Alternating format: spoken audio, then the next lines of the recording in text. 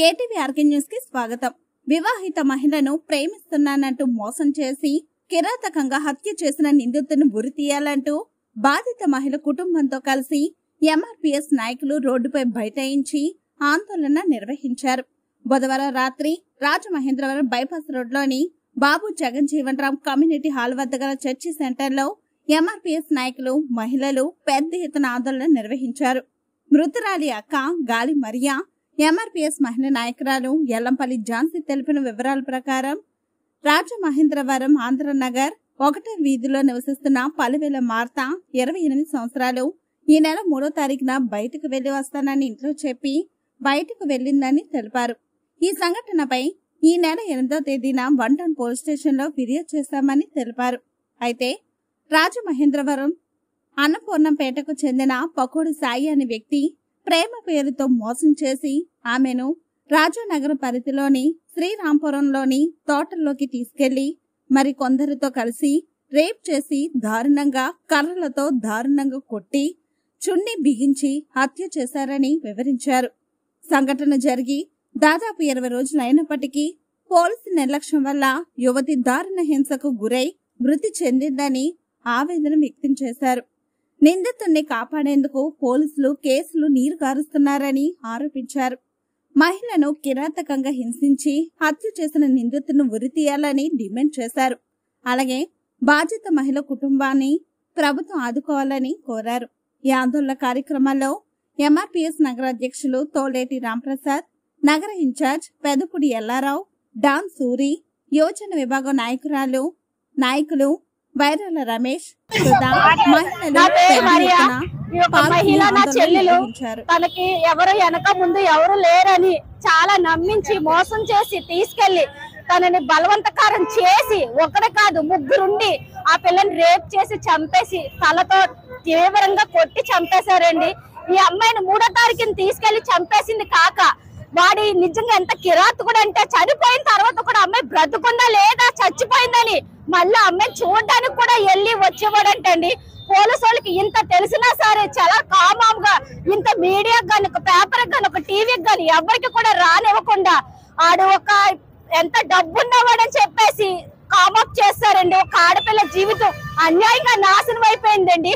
ఒక బిడ్డ తల్లి లేని బిడ్డ అయిపోయిందండి. బిడ్డకి వెనక ముందు ఎవరూ లేరు, ఒక్కతే దిక్కుమాలు అయిపోయింది. కానీ వాడు ఎంత కిరాతకంగా అమ్మాయిని చంపేశాడంటే మీరు ఒక్కసారి ఫోటోలు చూస్తేనే మీకు ఆటోమేటిక్ గా తెలుస్తుంది. ఒక ఆడపిల్లని ఇలా చంపాడంటే ఈ రోజు ఈ పిల్లకి జరిగింది, రేపు అన్న రోజు ఇంకో పిల్లకి జరుగుతుంది. ఇప్పుడు ఇలా చేస్తున్నారు, రేపు అన్న రోజు ఇంకొక అమ్మాయికి జరగకుండా ఉంటుందని న్యాయం ఉందా? ఇంత జరిగిన ఒక లేని పేద పిల్లకి జరిగితే ఒక మీడియా గాని టీవీకి గాని ఒక ఛానల్ కూడా రానివ్వకుండా కామప్ చేస్తారండి. ఎంత రాజకీయ నాయకులు అందరూ కూడా అసలు ఒక అమ్మాయికి న్యాయం చెయ్యాలని కానీ పోలీసులు గాని ఎవరు గాని న్యాయం అయితే జరగలేదండి. ఏదో చేస్తారు ఎందుకంటే వెనకతలు ఎవరు మాట్లాడిన వాళ్ళు తిరిగిన వాళ్ళు చేసిన వాళ్ళు ఎవరు లేరని ఇప్పటిదాకా కామప్ చేశారండి. అమ్మాయి 3వ తారీఖున చచ్చిపోతే మాకు 16వ తారీఖున ఇంటిమేషన్ దొరికిందంటే 16వ తారీఖున ఇంటిమేషన్ దొరికిన తర్వాత మనిషిని చూపించి 17వ తారీఖునే మాకు పోస్ట్ మార్టం చేసి బాడీని ఇచ్చారండి. ఏం జరిగిందో ఏంటో కూడా మాకు వివరణం లేదు. మేము వాళ్ళు పట్టుకొని వీళ్ళు పట్టుకొని ఏదో బతుములాడుకున్నా కూడా మాకు అసలు వాడి నిమిత్తం అయితే కనీసం అలాంటి వాడు బ్రతకకూడదని మేము కోరుకుంటున్నామండి.